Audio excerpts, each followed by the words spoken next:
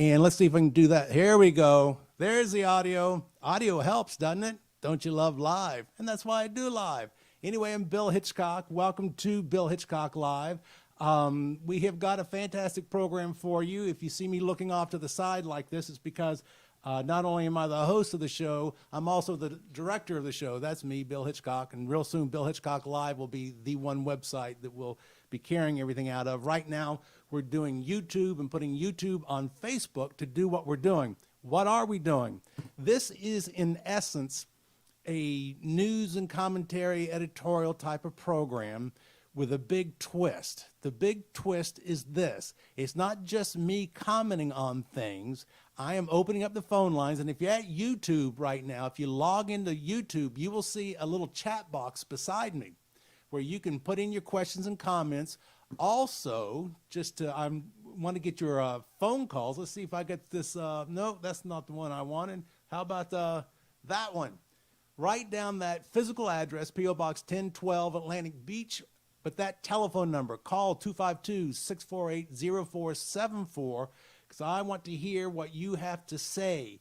That's what this is all about. This program is to be able to give you an opportunity to comment on the items of the day, like the elections and what's going on, the rise of socialism and what's going on. It's on a national level, all the way down to a more local level. Sometimes we'll talk about marine fisheries issues. If hurricane season, if we were up during the hurricane season, we would been doing hurricane coverage. But this is what the program is all about. The program is about you. I don't know if you were able to hear what I was talking about earlier before I realized I didn't have my microphone turned up. But this gentleman right here, Jay Spatelson, he's a commercial fisherman here in eastern North Carolina. No, we're not talking about fisheries issues. Jay was up at the Trump rally in Washington, D.C. this past Saturday. He had a very unique experience, what you don't hear in the news, but the man was there all day long. And it was just by chance that I saw that he was there. And yesterday I was on live doing a live promo when my phone rings and it's Jay. And I went, okay, let's just take it on air. So we did an interview with Jay, got to hear exactly what it was like to be at that Trump rally in Washington, D.C. It is not what the news has reported, although unfortunately later on in the evening, things did turn ugly. But do keep in mind, as we're getting ready to go into something, there we go. But that's, those are text messages, those don't count. Wrong phone, by the way. Give me a call at 648-0474. That's area code 252-648-0474. And when you call, let's get Jay's little hickey-do out of the thing there. I'm literally going to pick up a phone and say, hi, who are you? Okay, and then I'm going to put you on the speakerphone, and then we're going to talk. We're going to talk live on air to find out what you want to talk about. And that's what this is all about. Now, I want to start off with something that I think is very disturbing, the news. And it's going to be a piece with CNN that news is supposed to be news. News is supposed to report fact. Now, there is, by the way, editorial comments, there's commentary, there's things of that nature, and that's fine. That's not news, that's a thought, that's an opinion. But when you cross over into where it's no longer news and you're fabricating something with an intent to hurt and to destroy the President of the United States and the United States of America, and you weasel it into a news piece, that's, I don't know how that is even allowed. It can't be allowed. Christiana Amanpour, CNN chief anchor, and I just butchered her name. She was a couple of nights ago, it was November 9th and 10th, was remembering, it's called Kristallnacht. That's a German word for broken glass. And what that is, Kristallnacht, in 1938, is when they call them paramilitary and civilians started raiding the Jewish businesses and all and breaking the glass. That's why they call it the broken glass or Kristallnacht. And this was before Adolf Hitler. And we're getting into the brown shirt time period and all. Christiana Amanpour does a report on it. Now listen to what she does. We're going to go to this, cut to this hard, but listen to what she says and does about Nazi Germany, Adolf Hitler, transitions it into Trump. There's no correlation, by the way. And then listen to her final out comments about what President Trump, quote unquote, is doing. Let me see if I can get into this right now. Welcome to the program, everyone. I'm Christiana Amanpour in London. This week, 82 years ago, Kristallnacht happened. It was the Nazis' warning shot across the bow of our human civilization that led to genocide against a whole identity. And in that tower of burning books, it led to an attack on fact. Tell you what we're going to do. Let's start that one over. Welcome to the program, everyone. I'm Christiana Amanpour in London. This week, 82 years ago, Kristallnacht happened. It was the Nazis' warning shot across the bow of our human civilization that led to genocide against a whole identity. And in that tower of burning books, it led to an attack on fact, knowledge, history, and truth. After 4 years of a modern-day assault on those same values by Donald Trump, the Biden-Harris team pledges a return to norms, including the truth. And every day, Joe Biden makes presidential announcements about good governance and the health and security of the American people, while the great brooding figure of his defeated opponent rages, conducting purges of perceived enemies and preventing a transition.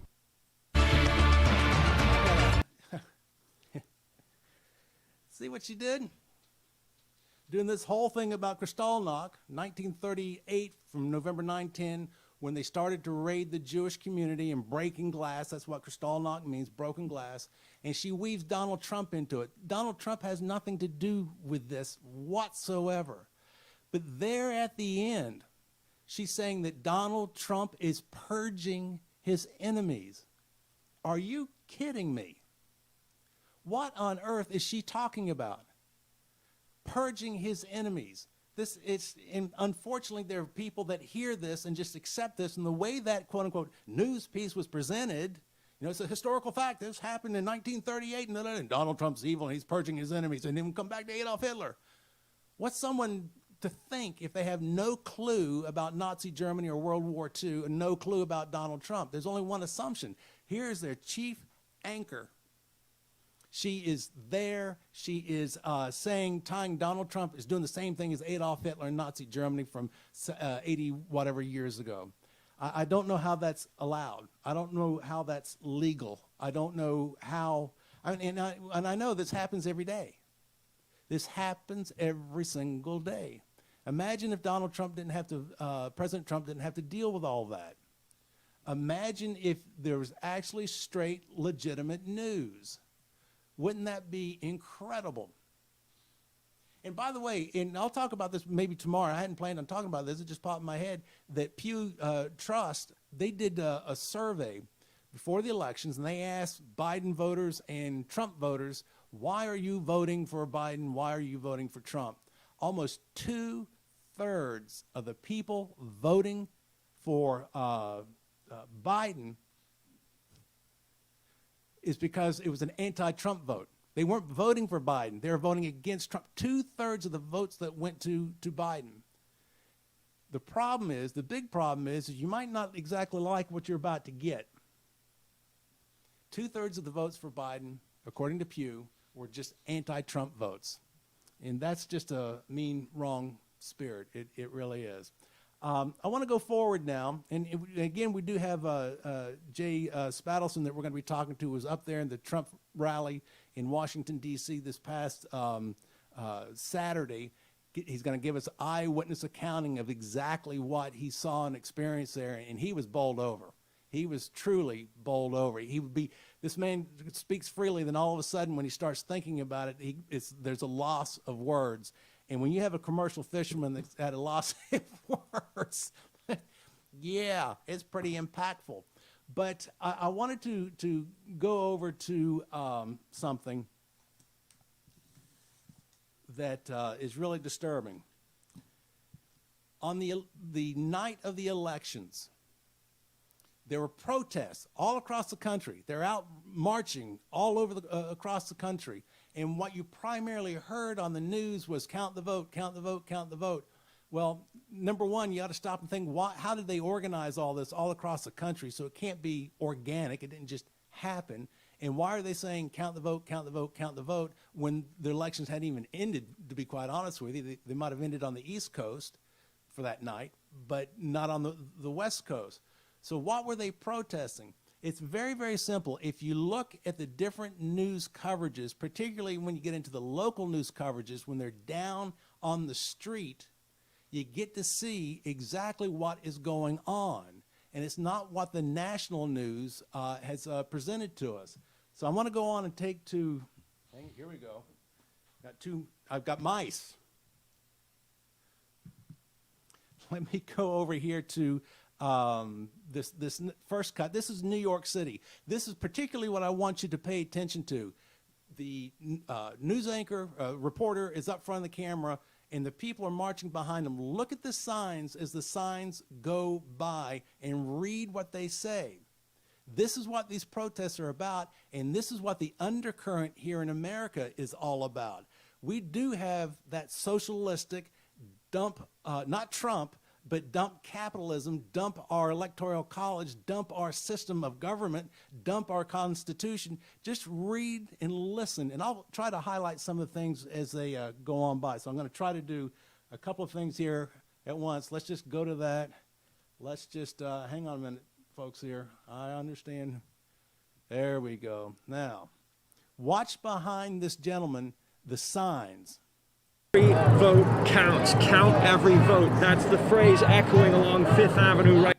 So he's saying count every vote, but look behind him here. Do you see? Let me see if I can expand this out a little bit. You see this? The women will lead the revolution. This is from the Socialist Party. Dump Trump and capitalism. Watch as this video plays. Right now, we're almost to Washington Square Park. I want to take you up top to Chopper. Also, look right here. That says in the Electoral College. This, and he's talking about, this news reporter, he's talking about this is about count the vote. Well, get rid of capitalism, get rid of the Electoral College, and women will lead the revolution. And that's coming from the Socialist Party. Take a look down from the sky. What began as a few streets have been blocked off. Folks have been giving out water. People of all backgrounds joining together, again, with one message. Now, you hear what he just said? It just tickles me.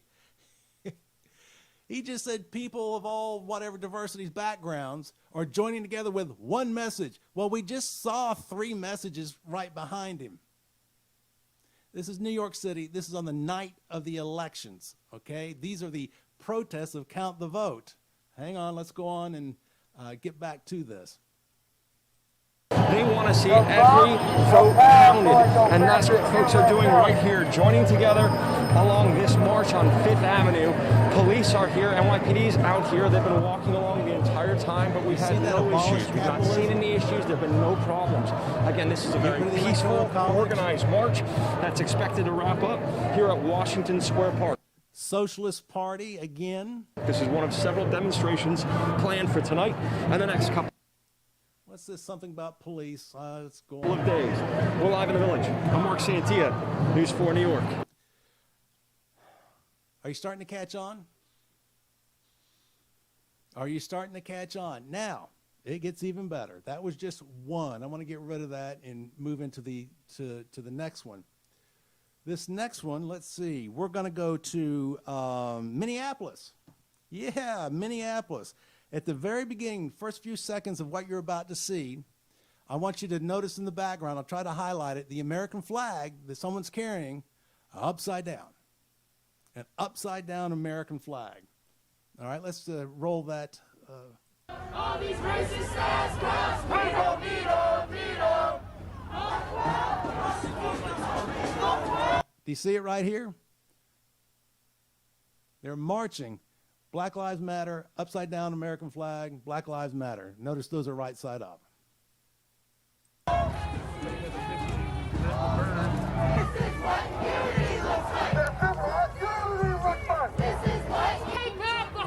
That, by the way, is from the Communist Party. I'm gonna now look at this. How could I ever support a system that classified me as subhuman? I just hang on a second. I'm assuming that person is talking about the 3/5 law.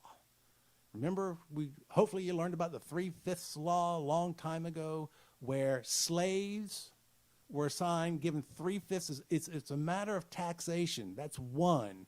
That's how they're trying to figure out how to tax people to raise funds for the United States of America. Slaves were considered property. Two, slaves were never defined as black. I know that comes to a shock to a lot of people. There were Irish slaves, tens of thousands, all sorts of slaves. And if you want in terms of just slavery, just read your Bible. Everybody who was a slave then? Everybody has been a slave at some point in time or another. But when it came back to that 3/5 law, it didn't say blacks. It said slaves. And at the time, slaves were property, and it was all a matter of taxation. All men are created equal. That's what this country says. Now, let's see, get back into this tape. Say loud, say clear, immigrants are welcome here. Say, no cops, no KKK, no racist USA. These racist cops are got to go. Hey, hey, ho, ho. It is disturbing. That was about cops. No cops, no racist USA, no KKK, no racist USA. It is very disturbing because, and I'm talking about the police force, that you've got a whole generation of people that believe that the policemen overall, the men and women in blue, that they're racist. It's the craziest thing you can possibly think of, but it has been taught to them. Now let's go on to another. Well, this is a newscast. This is all about on election night, by the way. This is when everybody was protesting across the U.S., and it was about count the vote, count the vote, count the vote. Well, I've just showed you 6 or 7 different topics as to why they are protesting, and it's coming from one direction. One direction. This is not an organic thing where all these different groups of people representing all the different folks of the United States and ideas and ideals have got together and let's do the vote count. No, not at all. It's a concerted effort by a very small group. Now, this is also quite disturbing. This is Sky News Australia. Now, I want you to, this is off one of their newscasts. I want you to see how they reported here in the United States. Not necessarily what, but particularly on the backside when they talk about in Detroit. Listen to what they report on, and then we're going to talk about the facts. Again, I'm going to go switch to it hard and then start it. Just take a listen to this. Following the vote, demonstrators have been seen burning the US flag.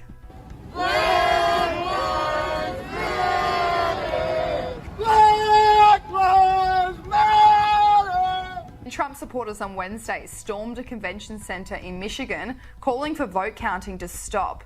NBC reporter Steve Patterson tweeted footage of protesters chanting "Stop the count" and trying to push their way into the TCF hall in Detroit, where ballots were being counted. President Trump's lawsuit filed against the... Did you hear what she said? She said that Trump supporters in Detroit were trying to get into where ballots, were trying to break in to where ballots were being counted, as if the Trump supporters were going to go in there and steal them or do whatever. That's the report from Sky News. Sky News is an international concern, not just Australia, but this was Sky News Australia. Do you know what happened? This is one of the first things that did happen, that did hit the news. They were observers. They were Republican observers that were kicked out, and then they chained the door. They kicked out the conservative Republican observers and then chained the door. They were trying to get back in. That's what happened. But according to the media, Sky News and international concern, oh no, it was evil Trump folks that were trying to barge in and steal the ballots. No wonder people are confused. All right. Now, if 252-648-0474, if you want to give a call and make a comment and what have you. The chat is going on at YouTube right now. My eyes aren't on it right now. Well, hang on a minute. Let's see if my eyes are on it right now. Yep, there we go. I see a hello from Durham. Well, thank you, thank you. But if you go sign into YouTube, go to my YouTube account. This is going on live, and you can make your comments. Now, let's move on to something else here. Oh boy, I got to make sure I got this right. I think we're back in New York. New York, New York. Let me start rolling this. Oh, it's good.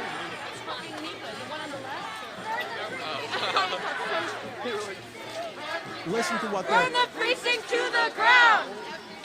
Every town, Burn the precincts to the ground! every city.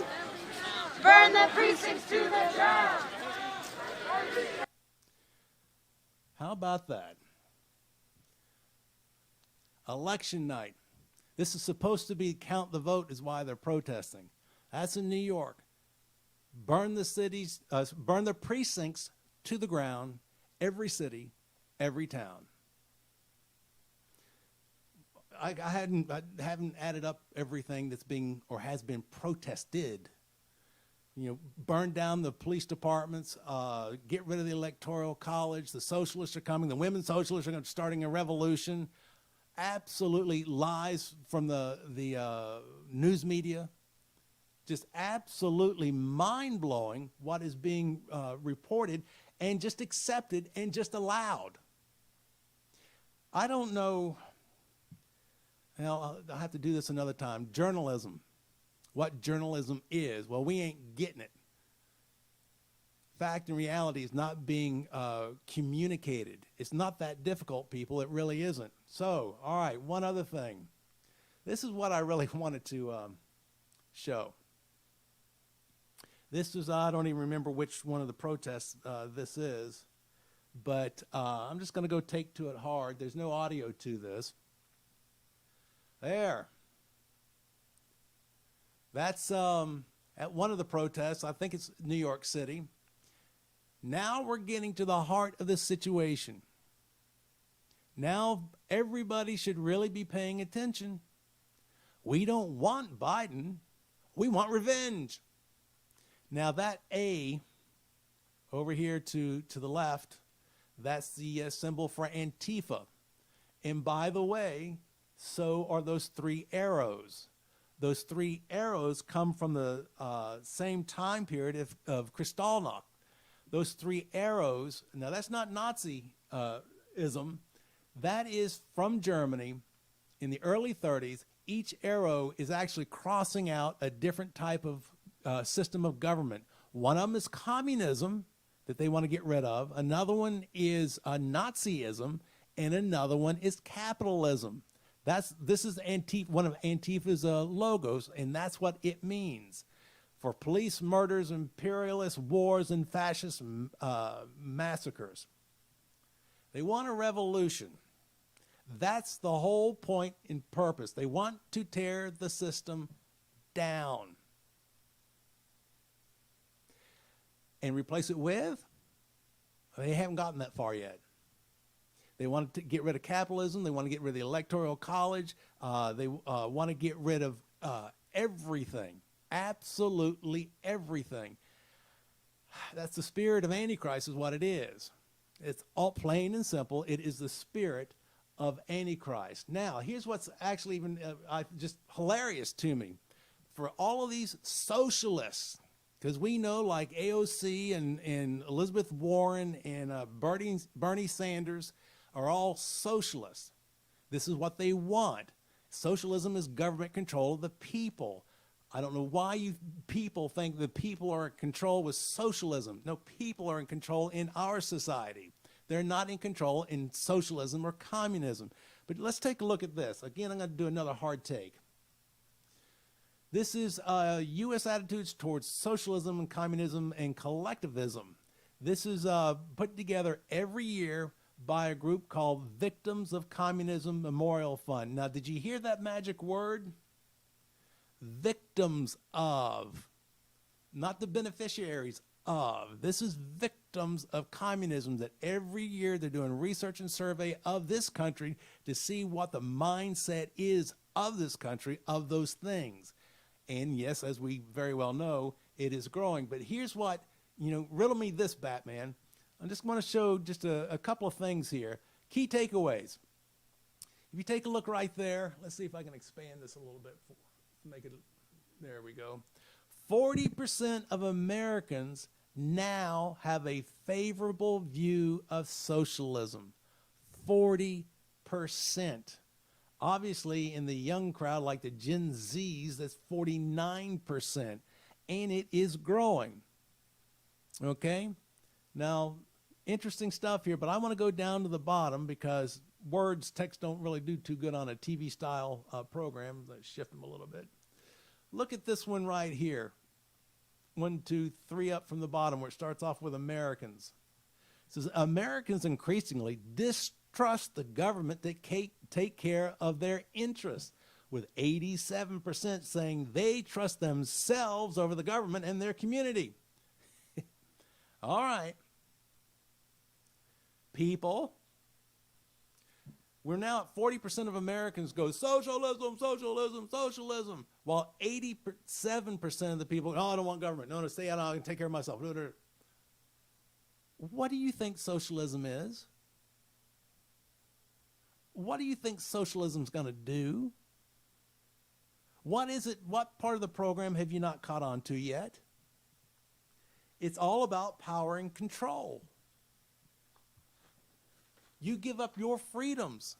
You give up your opportunities. You give up your rights. That's a word. Another word we're going to have to talk about in the future because people get, that's my right. Pursuit of life, liberty, and happiness. There's your rights. Absolutely incredible. Let's see if I've got, do I have, let me just go to something real hot here. No, I guess I don't. I want to read you something. Because how many times have you heard, it's democratic socialism. It ain't socialism. It's democratic socialism. It's different from all them other socialists like Venezuelans and places in Cougars and places like that. Well, let's go to the heart of things. Guy's name is Peter Hudis. He wrote a book called Marx's Concept of Socialism. It's the Oxford Handbook of Oxford, like real smart people, Oxford University. Listen to this paragraph, and I want you to really hold on to this when you think that democratic socialism is different. Marx used many terms to refer to a post-capitalist society. Now all these protesters I just showed you, that's what they're aiming for, a post-capitalist society. They can't think past that. They're only thinking of destruction, of destroying, of bringing it down. They're not really thinking about what's replacing it. Positive humanism, socialism, communism, realm of free individuality, free association of producers, etc. He used these terms, he being Karl Marx, used these terms completely interchangeably. The notion that socialism and communism are distinct historical stages is alien to his work and only entered the lexicon of Marxism after Karl Marx's death. I can tell you right now, as somebody supporting communism, I can tell you a couple of things. Somebody who's supporting communism, number one, or socialism, or either one, they've never lived in a socialist or a communist country before. They don't have any close relatives that have. They've never read the Communist Manifesto. If you read the Communist Manifesto by Karl Marx, you will see terms like communism and socialism and free thinkers and all this kind of thing just used, I don't want to say willy-nilly, but they're all the same thing. They are all the same thing. And again, it is the spirit of Antichrist. People don't think straight. They hear things. They're not educated of things, and they're persuaded, and emotions are riled up. If you ever noticed, by the way, a classic example, when Nancy Pelosi said, we got to pass this bill, the Obamacare bill, to see what's in it. Now, how stupid is that? And actually, Biden said the same thing about what he'd do with COVID. He finally gave a response. Well, what's your plan for COVID? He says, well, I'm going to contact the governors and the mayors of every state and cities across the country, and I'm going to ask them what they want to have done. And I'm going to get up with Congress and have them come up with a plan. That was his plan. He was going to contact other people and say, what do I do? Elect me. Got to do it now, though. Like Pelosi. Oh, we got to pass this bill now so we can see what's in it. It's crazy. Stop and think. All right. Enough of me for right now. What I want to do is I want to go into the interview. I love this interview with Jay Spatelson. I was on live yesterday talking about this program, what we're going to be accomplishing, and at the point I was at about how the news media has failed to do its thing, that it hasn't been interactive with its audience, it hasn't allowed the audience to intervene and to become part of what they're talking about. For example, what I played at the beginning of this with Anna Apor, when she did that horrible thing to Trump. How would you like it if all of a sudden at the end of that report, you switch to another commentator and say, and we'd like to hear your comments on her report. Give us a call at 1-800-COMMENT. Wouldn't that be great? Well, that's what we're trying to accomplish here. That is exactly what we're trying to accomplish here. Right now, though, I was talking about things live. My phone rings. I look over at my cell phone, not the studio phone, and I look, and it happened to be Jay, the guy that I wanted to get an interview with. So I figured, well, don't miss the opportunity. So I went, hi, Jay, and he didn't know we were live, and proceeded to do the interview. So the first about 10 seconds of what you're about to see is me talking about, hang on a second, the media and what we need to do. Well, we don't need to do that. We need to do that. And then the phone rings. So suffer through this. It's live. When this was done, we did it live. So suffer through the first part. Let's go to tape and take a listen to Jay, who was up at the Trump rally. Hope we get the right one. Then up at the Trump rally this past weekend, giving us his eyewitness report of what happened, and the numbers of people were there. You'll hear me make comment. Well, I understand there's like 10,000 people there, and he started laughing about it. But let's go to that interview that I did just yesterday. The story is always about you. See, that's where TV has messed up. TV thinks it's about itself. It never has been. TV is about you. It's about us. It's supposed to be. So that's why I'm doing what I'm doing with going on live tomorrow, Monday at noon. We'll be going live again. Like right now, if you're watching this, we're live. This is live online from YouTube, going over to Facebook. And this will become a daily program. Again, this is going to be news. And sometimes it's not always going to be on a national basis. How about that? Hey, Jay. All right. Hey, I'm trying to get an interview. Well, hang on a minute. Hey, Jay. Yes, sir. This is Mr. Bill. Hitchcock. Hey, Jay, I'm going to tell you right now, we're actually live online as we speak. All right. Well, listen, now that I got you, you were at a very interesting place yesterday. It's called Washington, D.C., and you participated in a very interesting thing called the Trump rally. I wanted to hear about it. What was it like for you? Oh, my. It was amazing. It was the most patriotic. I wish you could have been there, because to see all them people there to support the president, and not only that, but to defend our democracy. Mm-hmm. It was just unbelievable, Bill. About how many people do you think? I've heard 10,000 people were there. Is that sound like a low number or a high number? No, that's got to be a way low number. Yes. There's, I don't know exactly how many, but there was was a couple 100,000. I would say at least. Yeah, that's more than 10,000. Yeah, if not, close to a 500,000. Wow. Well, Jay, let me ask you now. By the way, Jay's a commercial fisherman along the coast of North Carolina. Why did you go to Washington, D.C. from the coast of North Carolina to participate? I went because our president has fought for us, and he's fought for our country. He saved the Maine's lobstermen. He's done so much for our country, and he's for the working man. So, and I got to, because what I'm hearing is you was there in support of him. This was not a quote unquote protest. This was not anger. This was more happy, joy support for him. Is that correct? Yes, but we were there also to come together to say stop the steal. But as far as hatred, there was no hatred there.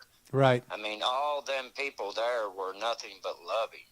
Excellent. And, well, we understand of course, the news is going to report the negative, and it's my understanding, or from what I read from the news, that after basically the event was over and the large part of the Trump supporters had left, that the left, they said Antifa, they said Black Lives Matters, have moved in and got rather violent with some of the protesters. Were you there when that happened? No, I never saw none of that. Okay. None of that. No. Were you there at nighttime at all? No. We left before the night. I don't know what happened after we left, but I never saw no Antifa. Excellent. So, sorry, go ahead. no, I was just going to say. So you didn't see any violence. You didn't experience any. No one was mad and upset. It was a peaceful coming together of folks to show their support for the president and to express your disdain for how the elections have gone. Does that pretty much sum it up? That's right. Yep. To stop the steal. I mean, there was no anger. I mean, you had all them hundreds of thousands of people praying at the same time. I mean, I don't know if you've ever felt the Holy Ghost, but I'm telling you, I mean, when everybody was praying, it was just touching. I mean, unbelievable. Wow. Did everybody just, was there a designated time, or did everybody say, let's get together and pray? Or was it organic and it just, whoops, I've just lost him. Oh, well, lost Jay, who was up at the Trump rally yesterday in Washington, D.C. He's a commercial fisherman. Well, here we go. Hello, are you still there? Yeah. Lost somehow. Don't you love technology? They had some speakers there, and we wanted to start off with prayer, and that's how everybody prayed. It was we said the Pledge of Allegiance.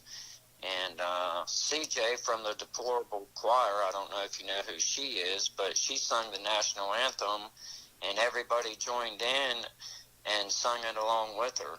I mean, you're talking patriots now. So you prayed, you said Pledge of Allegiance, and you sang the national anthem. Mm-hmm. Oh, yes. How terrible. That's just absolutely disgusting. I know it. And that was just the beginning. I mean, it just... Every kind of person you can think of was there. I mean, from all over. California, you name it, they were there. Really? Did you get a chance to talk to some of those folks that, I mean, again, you and I are both here in North Carolina, and did you get a chance to maybe talk to someone from California, like you made mention, just to hear their thoughts and opinions, just to make sure that that you and I aren't nuts, that this is pretty universal? Yes, I did. I met a woman that come from San Francisco, and she came down, and she was Filipino, and she told me that we had to fight to save our nation. She said that where she come from, she knows communism, Yep. and this is it. And she said that we'll never let our country go to that. We're going to fight the whole way.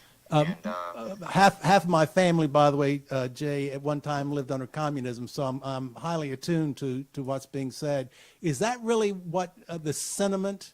Now, I'm asking you questions, Jay, because there are going to be people that are watching this that might not like Trump, might not be a quote-unquote conservative, might not be a Christian, might not understand what the free enterprise system is in the republic is all about. So. Yes, sir. Is that, though, the one of the backbone driving forces is the fear? Not only are you supporting Trump, not only are the elections the issue, but our republic. Is that the driving force or a driving force? It is definitely one of the driving forces, definitely. I mean, too many people have fought and died for our country to keep it free. Right. And we need to have a transparent election process, and people have to have faith in that. Oh, you hit the key button. People have to have faith in it. And yes. Even, all right, I don't want to get too technical here, but were there discussions on how to have fair elections while you're up there in Washington? The main thing is auditing the ballots. Mm-hmm. All the ballots need to be audited in all these states. You know, one thing I spoke about a month ago, and again, we're live right now online. We'll show this again tomorrow during the program. But something I talked about a month ago with absentee ballots, at least here in North Carolina, not only do you have to put your name exterior of the envelope, and you have to sign it, but you have to have a witness, and they put their address down as well. That's on the outside of the envelope. And the problem that I'm stunned. I didn't see a single news reporter talk about this. The problem with it is that when you mail in that ballot, somebody can see the name and go, I know that guy, forget him, or see a name and go, that's from a country I don't like, or they can see an address and it's called redline and go, he's from a rich neighborhood. Well, I'm not going to count his vote.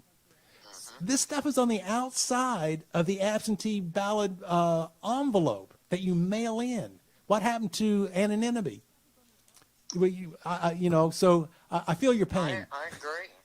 I agree with you 100% there. So let me ask you this: what in the mood? I'm trying to pick up on the overall mood of things in Washington D.C. with this Trump rally. If Biden becomes the president, are we now going to turn into a big band of evil, rioters and Molotov cocktails and do bad things and all that, or are we going to move forward? I don't see any Trump supporters burning and looting and tearing down cities. By no means.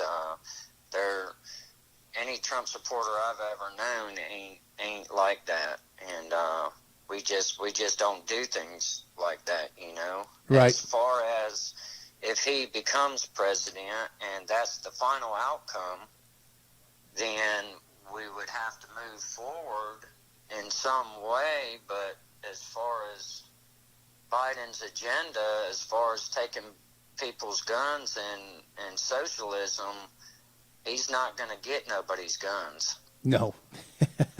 I think that would be the straw, but that's just my personal opinion. Right.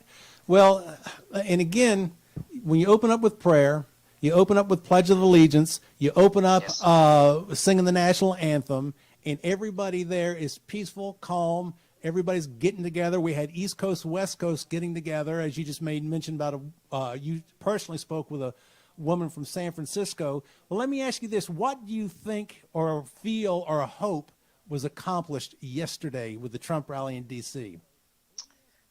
I hope that it brought more people together in this fight to stand up for our democracy and our electoral process, and to show that we're not going to just back down and let them steal an election with no transparency. Something has to change with this process and what has gone on, and whether it's through the courts, I don't know how it's all going to be worked out, but something's definitely has to come out of this so where this can never happen again. Well, let me ask you one final question, Jay, and I really do appreciate you giving me a call. And again, you caught me live online, so just the luck of the draw. Yes, sir. How do you at least feel that people see? One of the problems I've had with folks in elections is that when election day is over, or when the elections are over, people tend to flush it and forget it. But do you think that this will be a continuous, ongoing motion, not necessarily to reelect Trump, but to maintain the republic, to keep out socialism, to keep the freedoms that are guaranteed in our Constitution? Do you think that's something that finally people will make this a 365-day-a-year point in mission in life? Yes, sir. Yes, sir. I really do believe that. From what I saw yesterday, most definitely. Yeah, this is definitely not over by no means. I mean, it looks like to me this is just the beginning. It's it was amazing, I'm telling you. Yeah, I wish you could have been there. I would have loved to have been there, and I can tell by just your lack of words that it was a pretty big event, and it'll probably take you several days, if not several weeks or months, to digest everything. Oh yes, sir. I'll never forget it. It was definitely a part of our country's history in the making. It was unbelievable, Bill. It really was. So and by the final question for you, when did you decide you were going? Because again, we're here along the coast of North Carolina. It's probably a 7, 8, 9 hour drive to get to DC. When did you decide I'm going? I was hoping to go, but we still got some of our pound nets out that we have to bring home. Right. And when the weather's blowing, you can't go out there and bring them home, so you got to wait for it, pretty weather. Yep. You know, and when I found out that it was going to blow the next day, that's when I knew right then I was going. Isn't that amazing how God works sometimes? He Yes, brings the sir. storm to make you go where you need to be. That was Jay Spadelson, commercial fisherman. Went up to the Trump rally, and boy, that is right. Sometimes the dear Lord brings in the storm to move us to where we need to be.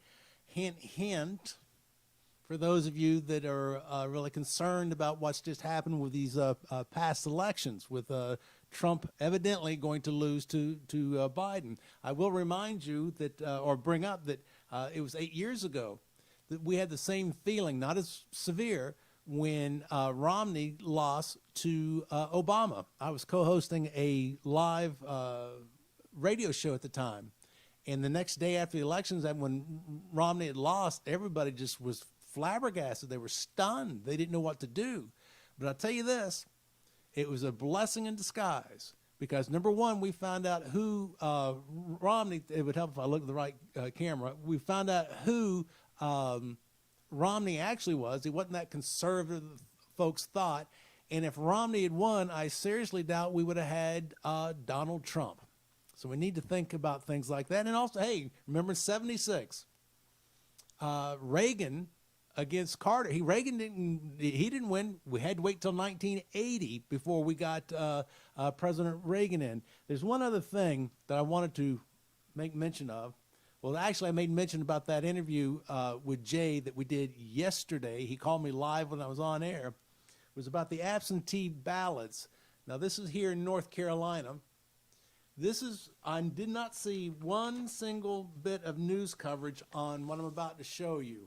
And I talked about this about a month ago.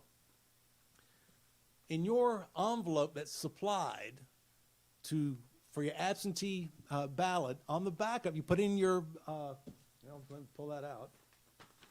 Over 1 million people in North Carolina voted absentee. The very methodology that I'm showing to you right now. after you fill out all the stuff and do your voting, this is what you have to do. On the back, you see this top yellow area? You have to sign.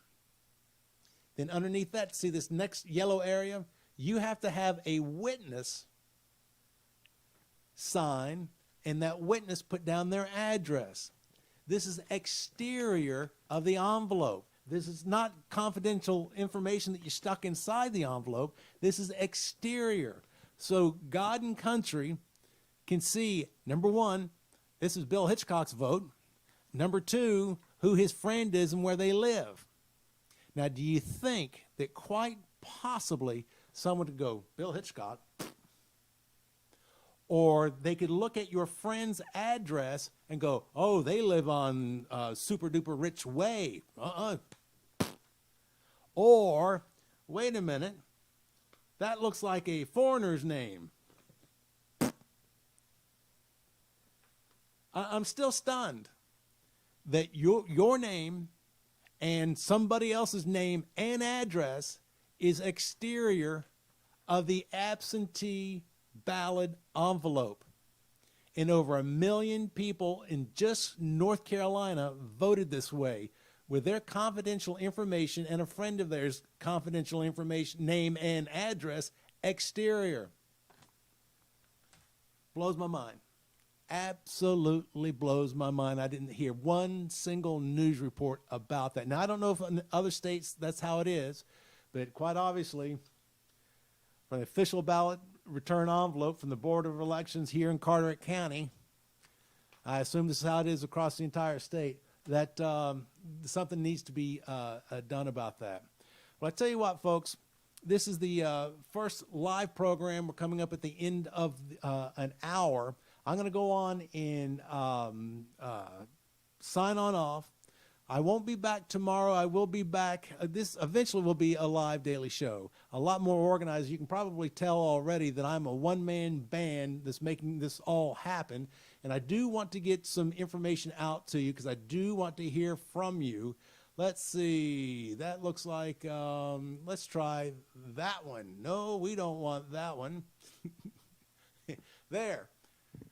Bill Hitchcock Live, P.O. Box 1012, Atlantic Beach, North Carolina, 28512. That telephone number, by the way, is for when we are live. Now, I know I didn't get it out very much today.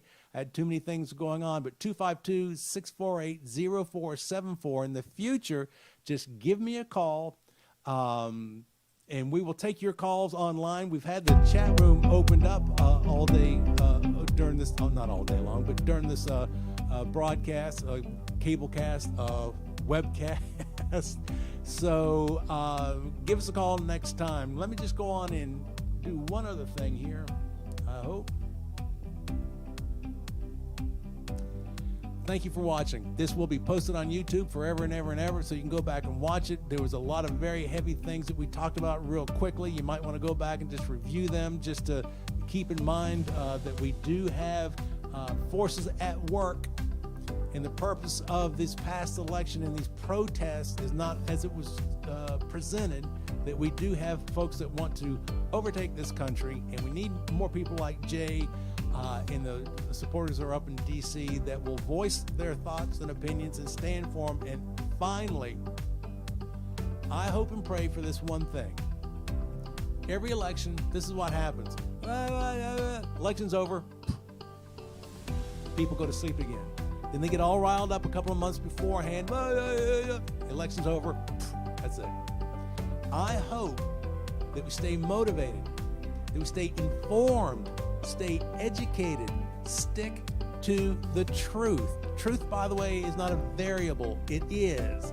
Truth doesn't care who holds it or possesses it, because it is. We change to the truth. Truth doesn't change to us. So as long as we stick with the truth, everything will be fine. This is Bill Hitchcock for Bill Hitchcock Live. I will see you next time.